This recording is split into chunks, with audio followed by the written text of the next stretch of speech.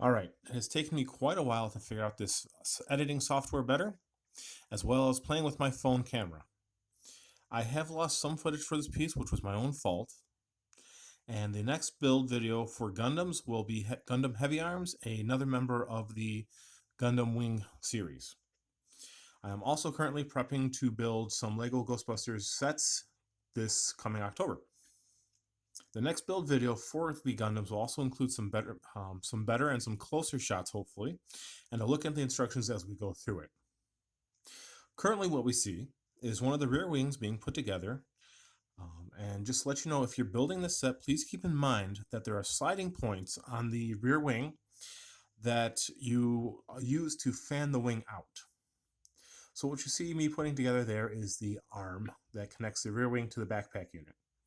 It's just a couple of quick steps and nothing too major or important to think of. So here's the rear wing itself. And then this is the piece that'll slide on it that you see me holding there. So when you're putting this together, it is a quick assembly. It doesn't have a lot of difficult pieces. And I will actually do a close-up on the sliders here in just 1 second to show you the part I'm talking about. So these are the sliders that you have to keep in mind when you're putting the wing together. These are the parts that allow the bottom wing parts to open up.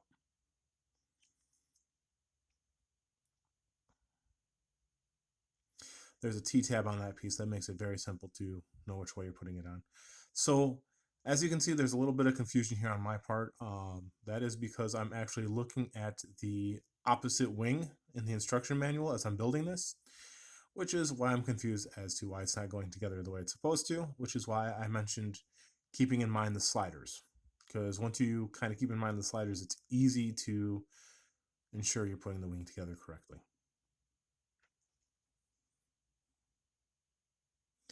Excuse me while I figure it out. There we go. Hey, look, I think I got it. Yeah, there. So as you can see, there is a tab that goes in the top slider piece that'll allow the wing to slide outwards from the top. There's also a tab that locks it in on the top that only allows it to slide outward and not the whole thing, so it swings out instead of sliding. Put the arm on, and then you just connect the other piece, and that's that done.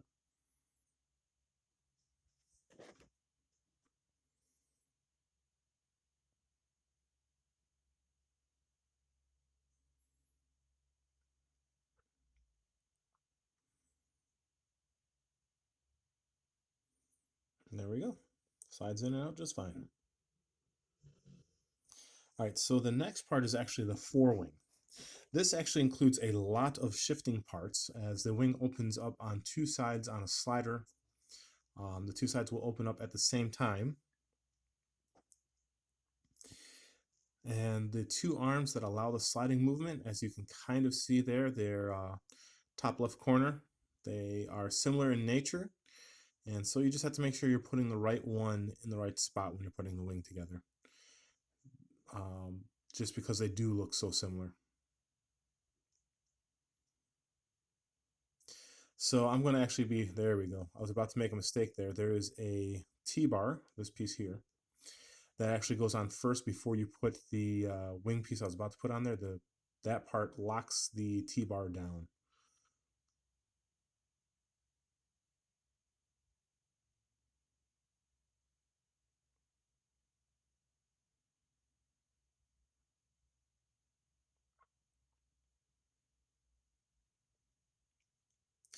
Now, I have a habit of dropping really small pieces, and I've been trying to fix that when I'm on camera.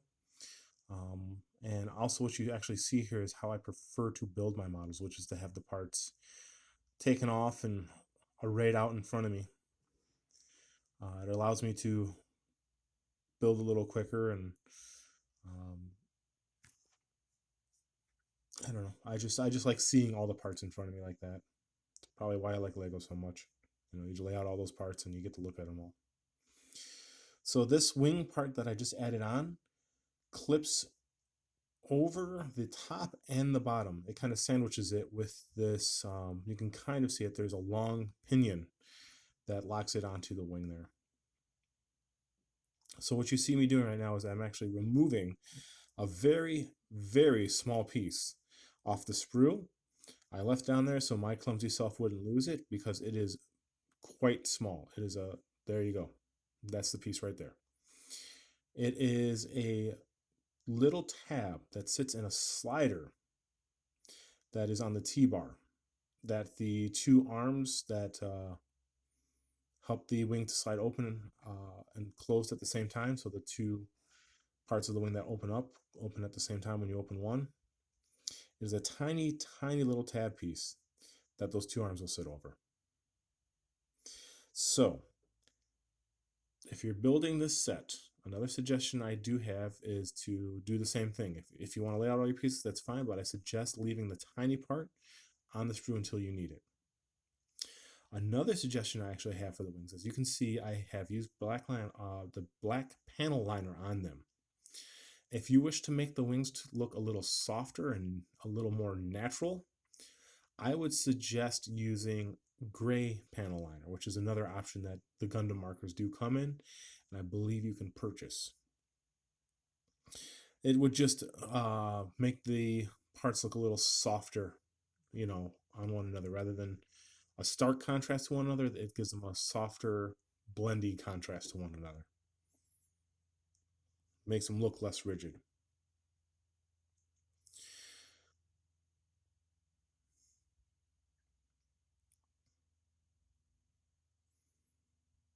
So these wings, you know, other than the fact that it uses a lot of sliding parts, which can cause some confusion if you're not careful, aren't too difficult to build.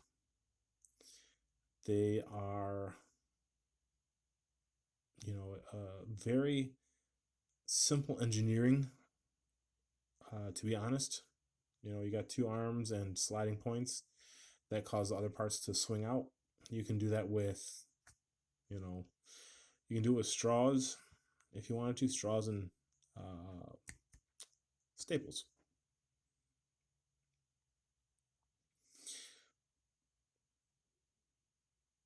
This top piece here is just going to lock it all down and keep the arms in place and help to hold the other parts that the arms attached to on.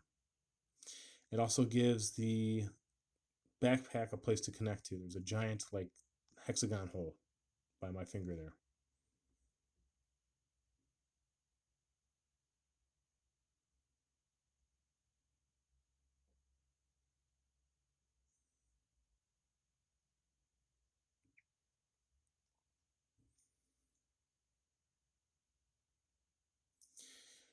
So something else these wings include are those soft rubber pinions you see in my hands. The reason why I left them on the sprue and didn't put them out like I did with the other pieces isn't due to their size, like with the part that sits in the slider. It's because they are so similar in shape and size that I left them on there because they're meant to attach in a specific order. So rather than getting confused and laying them out, I left them on the sprue because then I can just refer to the directions and attach them as needed and put them on as needed.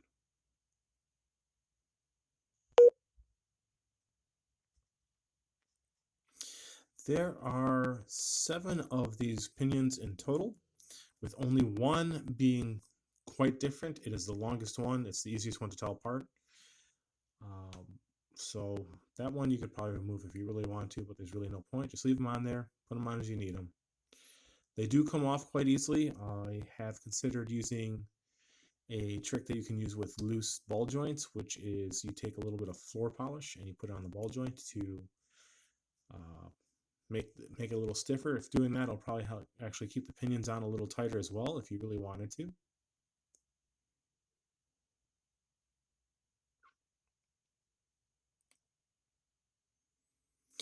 So this bar is where the other 3 pinions will attach. It does have to go on a specific way. The bar has those little ball joints on it. The ball joints need to point down towards the back of the wing. So they're on a little L shape, and longest part where the ball joint faces down towards the wing itself, rather than up and towards the body of the Gundam, because the part we're looking at is the part that faces the Gundam.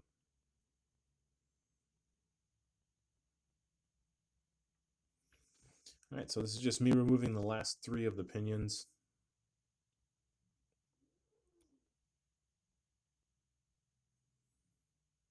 Uno. Clippy, clippy, clippy.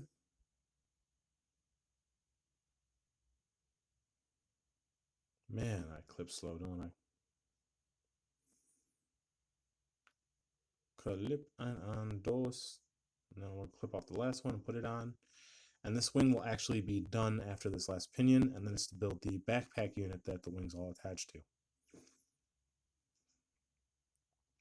You can kind of see it near the center of the map there. There's a tiny blue piece at the bottom of those 2 gray horn-looking parts. That is actually a cover that I will explain in just a moment. So we're going to set out all the wings so you can see them. And there we are. That's the wings. The next is to build the backpack that they'll attach to. So those 4 arms honestly weren't too difficult. There weren't too many things that I felt I had to warn anyone about when I was building them. Nothing too confusing, to be honest. So the arms that the 4 wings attach to, which I'm building now, also weren't incredibly confusing. They are the same exact step, same exact build for both sides of the arms. There's no mirroring not necessary, nothing like that. What is interesting, which if I wish I wasn't so worried about being able to take this set apart, I would love to show you. There's actually, on the part that I'm holding in my finger just now, which is the part that attaches to the arm from the backpack unit, there are teeth on that piece, and the part that it connects into has a little tab, so it has a tooth ratchet in there. And the same thing was actually on the arm that the wings itself attached to. They have a little tooth ratchet. That's just to help keep those 4 wings in place when you go to pose them up. So it's just to attach the part like that, and then we just attach the other arm piece.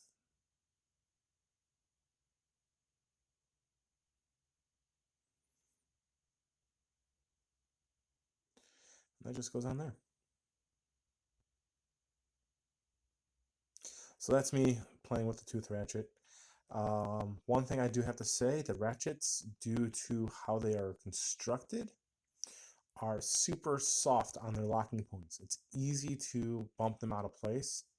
So do not expect over much when you go to pose this guy up if you will. It holds a pose pretty well, but the locking points on the arms themselves are really soft, so it's easy to, have to fiddle a bit in order to ensure that it ends up in the pose you want it in. So that's actually the main part of the backpack right there built. It's the arms and the part they attach to. So that's just going to slide into the backpack itself, just like that. Boom, done. And then this next piece, the bottom piece, goes in. And that is actually where the lower wings attach, is that bottom piece.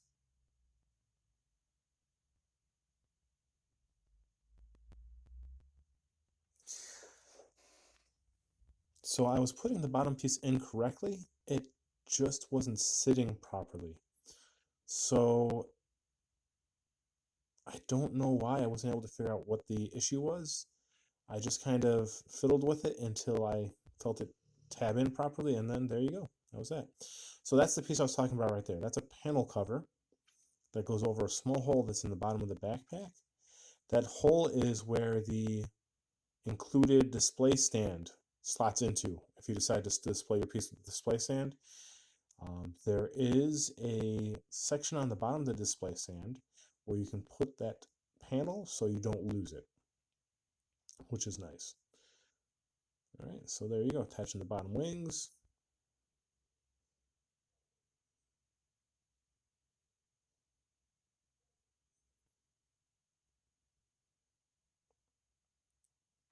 Something else that was lost due to me mutilating the footage, and what I was trying to do is the fact that he does have two beam sabers, and those beam sabers store in the arms for the back wings. You can kind of actually see one of them in the back wing on my right side, on your left. That's the beam saber blade. That's how it stores in there. Or not blade, hilt.